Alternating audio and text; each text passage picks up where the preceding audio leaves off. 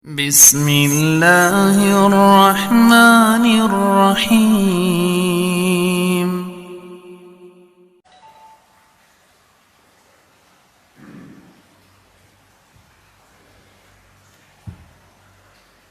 Bismillahirrahmanirrahim. Assalamualaikum warahmatullahi wabarakatuh. Innal hamdalillah nahmaduhu wa nasta'inuhu wa nastaghfiruh. Wa na'udzu billahi min shururi anfusina wa sayyiati a'malina. May yahdihillahu fala mudilla lahu wa may yudlil fala hadiya lahu. Wa asyhadu an la ilaha illallah wahdahu la syarika lahu wa asyhadu anna Muhammadan 'abduhu wa rasuluh. Sallallahu wa sallam wa baraka ala nabiyyina Muhammadin wa ala alihi wa ashabihi wa man tabi'ahum bi ihsanin ila yaumiddin. Amma ba'd. Allahumma 'allimna ma yanfa'una wanfa'na bima 'allamtana wa zidna 'ilma wa faqihna fid din. Wa arinal haqqa haqqan warzuqna ittiba'ah wa arinal batila batila warzuqna ijtinabah.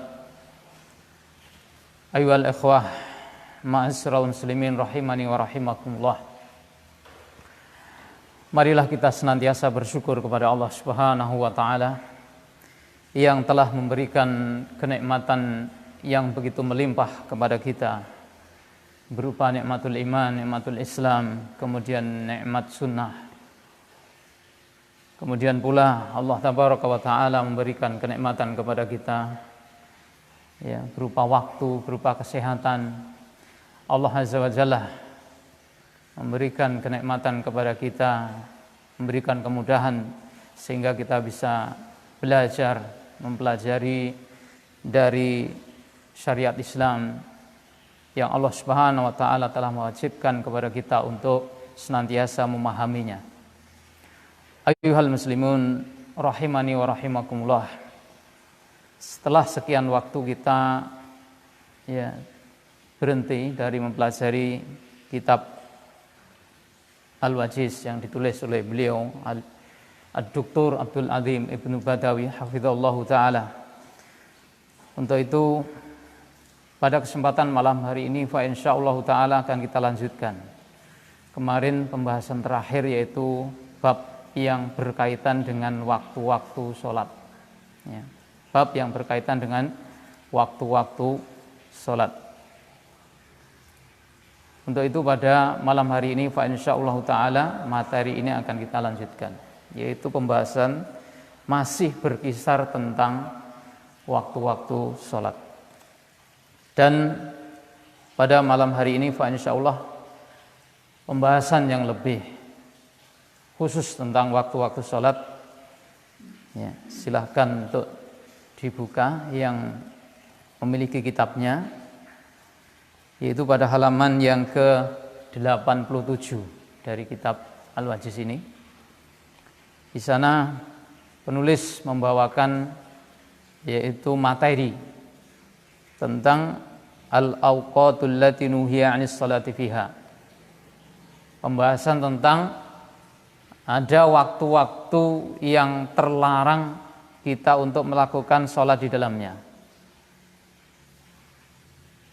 Dan ini adalah ketentuan bagi kita semuanya sebagai seorang muslim, ya, yang kita adalah seharusnya tunduk patuh, ya, manut kepada Allah Tabaraka wa Ta'ala dalam segala hal. Ketika Allah Tabaraka wa Ta'ala memerintahkan kita untuk melaksanakan sholat, ya, pada waktu-waktu tertentu, maka Allah Subhanahu wa Ta'ala telah memperinci waktu-waktu itu, sebagaimana juga berkaitan dengan sholat-sholat fardu yang ada ketentuan waktu-waktunya. Kemudian sholat nafilah juga ada ketentuan-ketentuan waktunya. Di samping itu pula Allah Tabaraka wa Ta'ala menjelaskan melalui lisan Rasulnya Sallallahu Alaihi Wasallam bahwasanya ada waktu-waktu yang di situ kita tidak diperbolehkan untuk mengerjakan sholat. Maka dengan demikian sebagai konsekuensi orang muslim, kita pun harus patuh dengan apa yang dijelaskan oleh Rasulullah sallallahu alaihi wasallam. Ketika kita diperintahkan mengerjakan sholat, kita kerjakan. Ketika kita dilarang untuk mengerjakan pada waktu-waktu tertentu, kita juga mengikuti apa yang sudah diputuskan atau apa yang sudah dijelaskan oleh Rasulullah sallallahu alaihi wasallam tersebut. Poin pembahasan tentang al-awqatul lati nuhiya 'anis salati fiha. Waktu-waktu yang terlarang atau dilarang untuk kita mengerjakan sholat di dalamnya. Ini kita baca hadisnya, ya, langsung saya baca. Qala al-mu'allif hafizallahu ta'ala an Uqbah ibni Amir radhiyallahu anhu. Ini dari Uqbah bin Amir radhiyallahu anhu. Qala, beliau mengatakan salasu sa'atin. Ada 3 waktu. Ada tiga waktu. Karena Rasulullah sallallahu alaihi wasallam, yang adalah Rasulullah sallallahu alaihi wasallam, yanhana. Beliau melarang kami. Melarang kami. Di sini perawi menjelaskan karena Rasulullah sallallahu alaihi wasallam yanhana, melarang kepada kami. Melarang kepada kami maksudnya adalah kepada para sahabat Rasulullah sallallahu alaihi wasallam. Sehingga ini juga berarti adalah ketentuan bagi kita semuanya. Ini juga merupakan ketentuan bagi kita semuanya. Ketika Rasulullah melarang para sahabat untuk mengerjakan sholat pada 3 waktu itu, maka demikian pula ini menjadi larangan bagi kita pula untuk mengerjakan pada 3 waktu tersebut. Dan juga perlu dipahami sebelumnya, sebelum kita lanjutkan, bahwasannya maksudnya 3 saat di sini, 3 waktu. Ya. Kalau dalam bahasa kita sekarang, saat itu adalah jam. Saat itu adalah jam. Tetapi yang dimaksud dalam apa yang disabdakan Rasulullah adalah berlainan dengan apa yang ma'ruf kita kenal sekarang ini. Kalau jam sekarang kan terdiri dari berapa menit? 60 menit. Ya. Satu hari ada 24 jam. Satu hari satu malam ada 24 jam. Itu jam atau saat yang ma'ruf kita kenal sekarang ini. Tapi apa yang disampaikan oleh Rasulullah, apa yang disabdakan oleh Rasulullah sallallahu alaihi wasallam itu tidak sama dengan apa ya yang kita pahami berkenaan dengan saat atau dengan jam. Maka yang dimaksud oleh Rasulullah sallallahu alaihi wasallam dari saat ini ada 3 saat. Ini maksudnya adalah potongan dari zaman atau waktu. Potongan dari zaman atau waktu yang kadar lama dan tidak atau panjang dan pendeknya itu tergantung sesuai dengan ketentuan syariat. Ya, sesuai dengan ketentuan syariat. Itu sebagaimana ketika Rasulullah menyampaikan bahwasannya barang siapa yang pada hari Jumat ya, berangkat pada sa'atul ula, sa'atus saniyah dan seterusnya, maka ini kembali kepada pengertian tersebut. Jadi bukan pada jam-jam menurut hitungan kita saat ini, bukan, tapi pada potongan waktu ya, bagian waktu yang dipahami oleh Rasulullah sallallahu alaihi wasallam dan para sahabat radhiyallahu anhum ajmain. Jadi ini perlu untuk kita pahami. Ada 3 waktu yang Rasulullah sallallahu alaihi wasallam melarang kita ya an nusalliya fihinna, untuk kita mengerjakan salat di waktu-waktu tersebut. Au an naghbura fihinna mautana, atau untuk kita menguburkan orang yang mati dari kami. Jadi larangan ini berkenaan dengan 2 hal pada 3 waktu itu. Yang pertama adalah larangan untuk mengerjakan sholat di dalamnya dan untuk mengubur orang yang mati di antara kita. Kemudian beliau sallallahu alaihi wasallam melanjutkan menjelaskan tentang perincian dari 3 waktu itu. Khina tatlu'u syamsu bazighatan hatta tartafi'a, Khina tatlu'u syamsu. Pertama adalah ketika matahari pas terbit memancarkan sinarnya. Hatta tartafi'a, sampai matahari itu agak naik. Ini waktu pertama yang terlarang untuk kita mengerjakan sholat di dalamnya, yaitu ketika matahari pas terbit, memancarkan sinarnya pas terbit. Itu adalah waktu terlarang untuk mengerjakan sholat. Sampai kemudian matahari itu agak meninggi. Ya, yang para ulama menjelaskan, atau dalam riwayat lain dijelaskan, baru dibolehkan sholat yaitu ketika matahari itu kira-kira 1 tombak. Kira-kira 1 tombak. Kalau diperkirakan dari terbitnya matahari sampai diperbolehkannya sholat itu dengan ukuran waktu kita sekarang kurang lebih adalah sekitar 15 menit atau lebih setelah terbitnya matahari. Oleh karena itu kan di dalam hadis yang pernah kita pelajari bahwasanya siapa yang dia itu sholat subuh, ya, kemudian dia duduk di tempatnya, sholat subuh berjamaah, duduk di tempat sholatnya, ya, kemudian berzikir kepada Allah Subhanahu wa taala sampai matahari terbit, matahari agak meninggi sedikit, kemudian dia sholat 2 rakaat. Maka baginya adalah pahala dari haji atau umrah yang sempurna. Ini waktu pertama. Kemudian yang kedua, wa hina yaqumu qa'imudz dhahirati hatta tamila syamsu. Wa hina yaqumu qa'imudz dhahirah. Waktu yang kedua yang terlarang kita mengerjakan sholat dan untuk menguburkan mayit adalah ketika matahari pas di tengah-tengah atau waktu istiwa. Ini waktu ketika matahari pas benar-benar di tengah, ya. Sehingga waktu itu, ya, tidak ada bayangan ke arah timur, ya, ataupun ke arah barat, karena matahari pas berada di tengah. Maka waktu itu adalah waktu terlarang untuk mengerjakan sholat.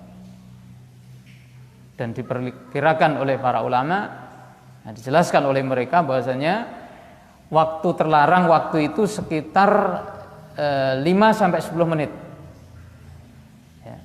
Karena sebelumnya itu masih diperbolehkan untuk mengerjakan sholat duha ataupun yang lainnya. Kemudian ketika matahari pas berada di tengah ini tidak diperbolehkan. Sampai kemudian hatta tamila, sampai matahari itu condong sehingga ada bayangan ke arah timur, baru diperbolehkan untuk mengerjakan sholat zuhur ataupun sholat sunnah. Kemudian kita lanjutkan, ma'asyiral ikhwah rahimani wa rahimakumullah. Wa hina tadhayyafu syamsu lil ghurub, ya. Waktu yang ketiga yang kita dilarang untuk mengerjakan sholat di dalamnya dan terlarang untuk menguburkan jenazah di dalamnya adalah hina tadhayyafu syamsu, ketika matahari itu condong lil ghurub, akan terbenam, ya. Hatta taghruba, sampai matahari itu benar-benar tenggelam. Nah, di sini makna dari hina tadhayyafu syamsu ini para ulama berselisih. Ada yang menjelaskan itu adalah yaitu ketika matahari itu sudah sebagiannya mulai terbenam. Jadi sebagiannya mulai terbenam, ya, sedikit demi sedikit terbenam, tidak diperbolehkan mulai waktu itu sampai kemudian benar-benar terbenam. Ini pendapat pertama. Kemudian pendapat yang kedua adalah tadhayyafus syamsu lil ghurub, ini maknanya adalah ketika matahari itu ancang-ancang untuk terbenam tapi masih tampak, yaitu sekitar 1 tombak tadi. Sebagaimana yaitu dikiaskan belum bolehnya sholat sehingga matahari waktu terbit tadi sampai matahari itu 1 tombak tinggi. Maka para ulama juga memahami ketika matahari akan terbenam ini maknanya juga ketika matahari itu satu tombak akan terbenam, ini sudah terlarang untuk mengerjakan sholat sampai matahari itu benar-benar terbenam. Masyaallah akhwah, sahabat pangestu dan juga kaum muslimin dimanapun Anda berada, ini tentang 3 waktu yang dimana Rasulullah Shallallahu Alaihi Wasallam menjelaskan tentang larangan untuk kita mengerjakan sholat dan juga untuk menguburkan jenazah pada waktu-waktu tersebut. Kemudian kita lanjutkan. Ini tadi dasarnya sudah kita ketahui tentang 3 waktu tersebut. Ya, hadisnya sudah kita baca. Maka kemudian kita lanjutkan poin berikutnya tentang alasannya. Tentang apa? Alasannya. Kenapa kok 3 waktu ini tidak diperbolehkan kita mengerjakan sholat atau terlarang untuk mengubur jenazah? Nah, terkadang pembuat syariat menjelaskan tentang ilatnya, tentang alasannya. Kenapa tidak diperbolehkan? Maka kemudian dalam riwayat yang lainnya Rasulullah SAW menjelaskan tentang landasannya, alasannya. Dan terkadang kan kita bertanya-tanya, loh kenapa 3 waktu ini kok kita tidak boleh mengerjakan sholat? Alasannya apa? Kan kadang kita kritis seperti itu. Padahal seandainya tidak ada alasannya pun kita tetap masih harus taat kepada Allah dan taat kepada Rasulullah Shallallahu Alaihi Wasallam. Ketika diperintah sholat subuh waktunya seperti ini, sholat zuhur waktunya seperti itu, waktu asar seperti itu dan seterusnya. Ya. Dalam mengerjakannya kita tidak nunggu kemudian kita mengetahui alasannya. Ya.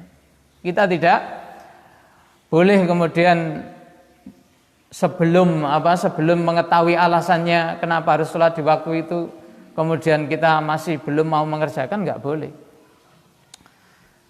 Walaupun kita tidak mengetahui alasannya, kita tetap harus manut. Ya.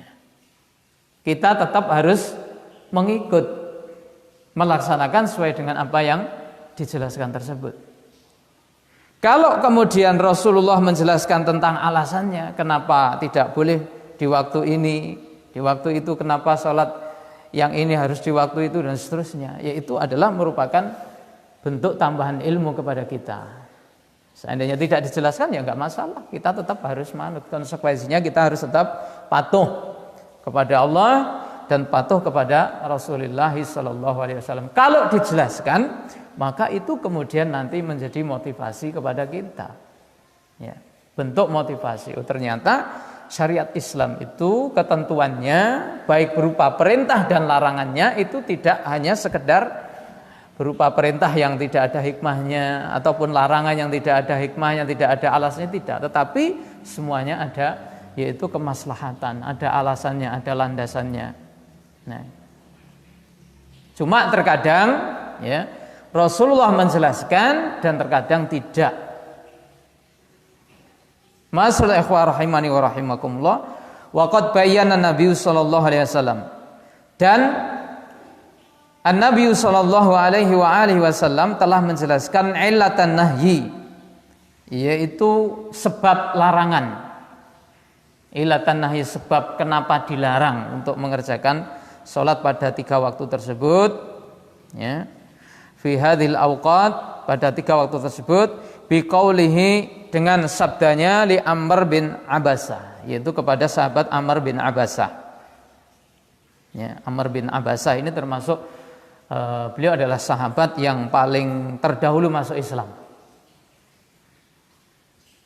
Sebenarnya ini agak panjang kisah tentang beliau, sampai kemudian ada beliau menurunkan riwayat tentang waktu terlarang untuk mengerjakan sholat ini, yaitu berkenaan tentang kisah yang begitu sangat unik, ya, beliau sebelum beliau masuk Islam. sahabat Amr bin Abasah As-Sulami radhiyallahu anhu. Itu beliau menceritakan bahwasanya saya dulu ketika berada di masa jahiliyah, saya berpraduga. Saya beranggapan bahwasanya manusia pada kondisi waktu itu dalam kesesatan. Jadi beliau termasuk seorang yang punya fitrah yang masih salimah ya, fitrah yang masih murni, masih selamat, masih lurus. Sehingga ketika beliau waktu itu menyaksikan manusia, ya, ada yang menyembah berhala, ada yang beribadah kepada selain Allah dalam bentuk ini dan itu, kemudian ada kemungkaran-kemungkaran lain yang mereka kerjakan di masa jahiliyah, maka beliau langsung paham, manusia waktu ini dalam kondisi tersesat. Manusia waktu itu dalam kondisi tersesat. Maka waktu itu, kata beliau, saya mendengar di Mekah ada seorang mengatakan sebagai seorang nabi, namanya Muhammad. Maka kemudian beliau bertekad untuk bisa bertemu dengan orang yang mengatakan bahwasanya dia adalah seorang nabi. Beliau bertekad untuk melakukan perjalanan, kemudian masuk Mekah.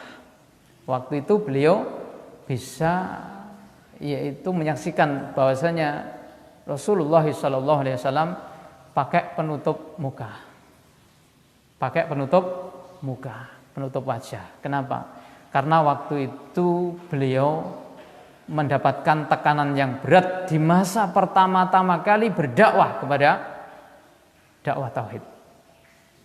Sehingga beliau berpenampilan seperti itu agar tidak banyak dikenal oleh orang. Ya, beliau pakai penutup muka. Maka kemudian sahabat ini berusaha untuk bisa masuk Mekah dan sampai bisa bertemu dengan Rasulullah sallallahu alaihi wasallam. Jadi sahabat ini benar-benar ingin, ketika tadi sudah menyadari bahwasanya manusia dalam kesesatan, maka dia ingin mendapatkan kebenaran, yaitu mencari kebenaran melalui apa yang dia dengar bahwasanya ada seorang nabi yang ada di kota Mekah. Maka beliau berusaha untuk bertemu. Setelah bertemu dengan Rasulullah SAW, maka terjadi dialog. Ya, terjadi dialog. Sahabat ini bertanya, engkau ini siapa? Ya, bertanya kepada Nabi kita Nabi Muhammad SAW. Maka Nabi mengatakan, saya adalah seorang nabi. Dia kemudian bertanya, nabi itu apa? Ya, jadi dia tidak tahu nabi itu apa. Maka Rasulullah mengatakan, Allah mengutus saya untuk menyampaikan risalah. Arsalani Allah. Allah mengutus saya. Kemudian dia bertanya lagi, dengan apa Allah mengutus kamu? Beliau menjelaskan, Allah mengutus saya dengan menyambung kekerabatan. Pertama, supaya saya menyambung kekerabatan.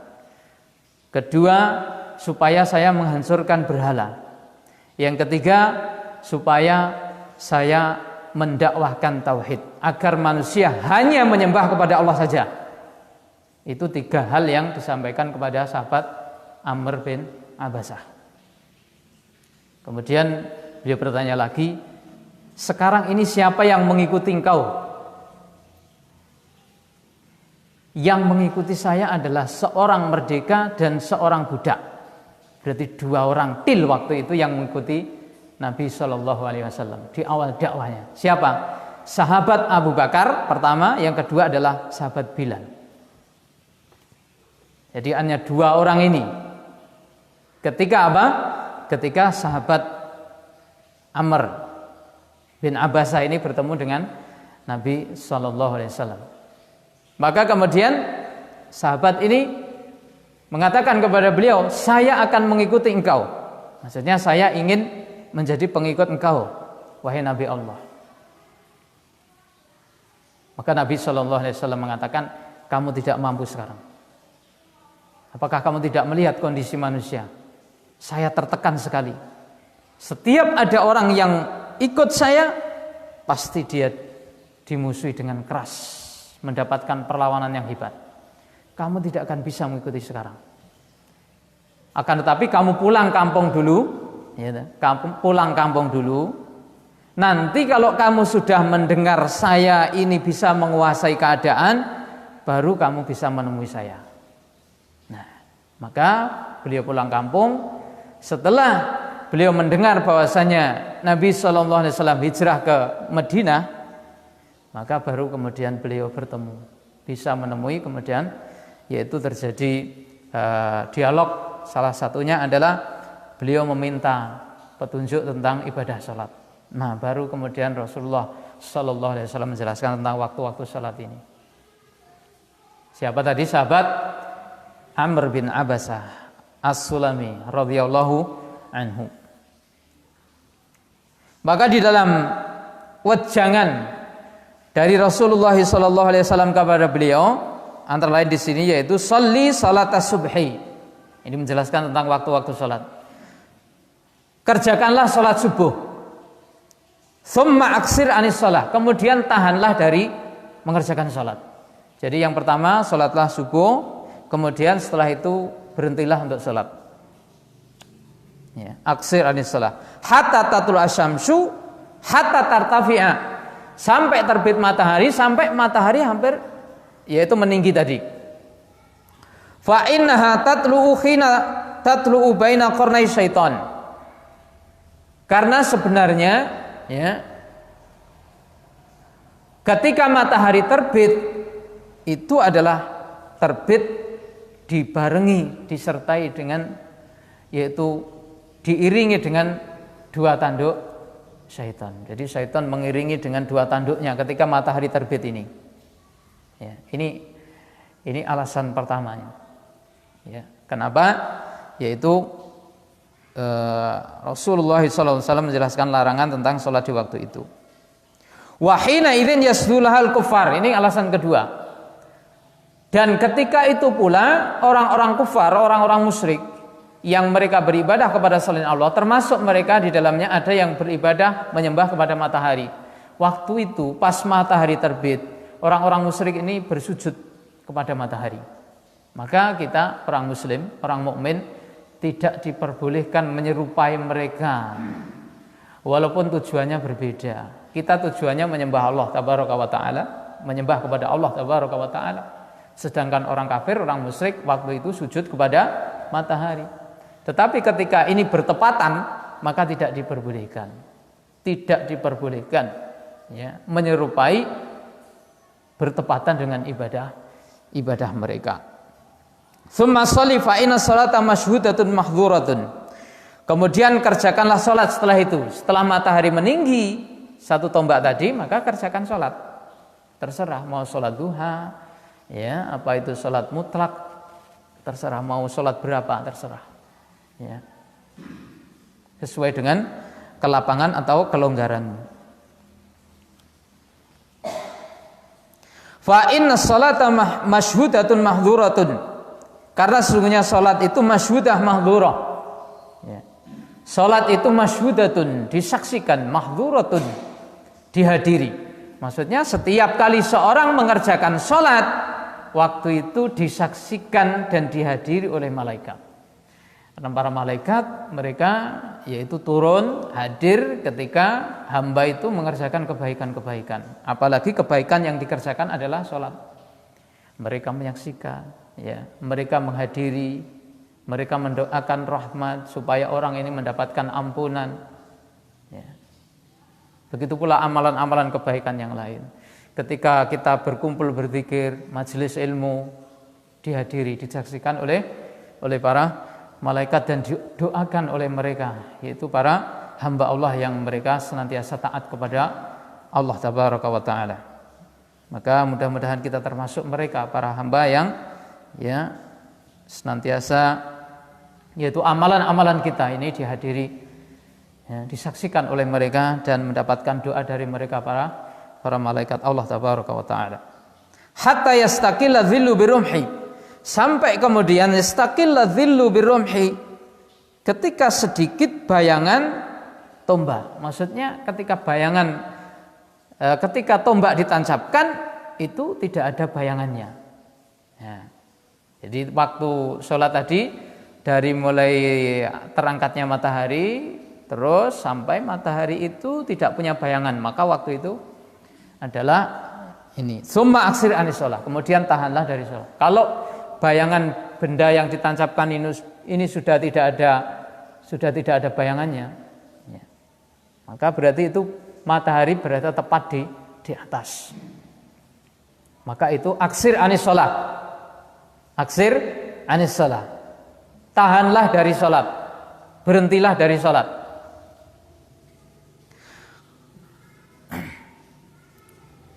Fa innahu hina idzin tusjaru jahannam, karena waktu itu adalah waktu di mana jahanam itu dinyalakan.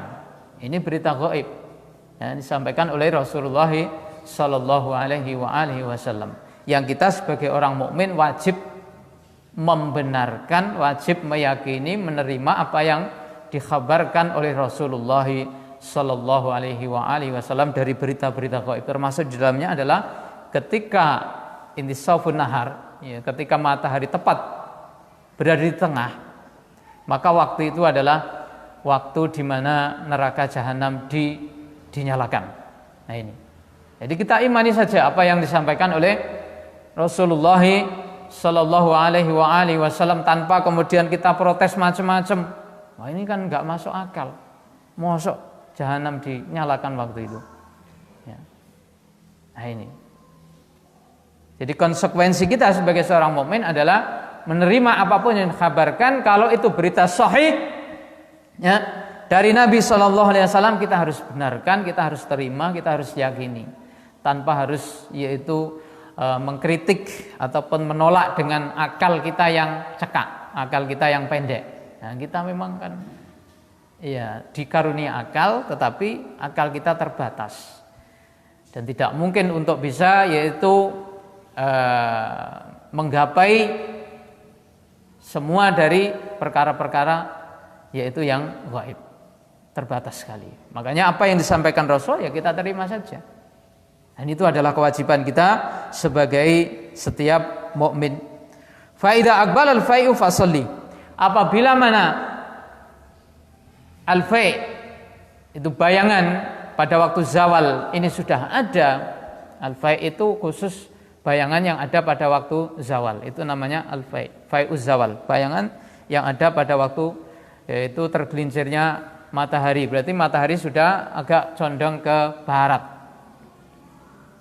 Ini namanya al-fai'. Kalau adzillu itu umum. Adzillu itu umum. Bayangan yang terjadi sebelum zawal dan setelahnya itu namakan adzillu. Tapi kalau al-fai' ini adalah khusus pada waktu zawal. Namanya al-fai'. Fa inna sholata masyhudatun mahdhuratun.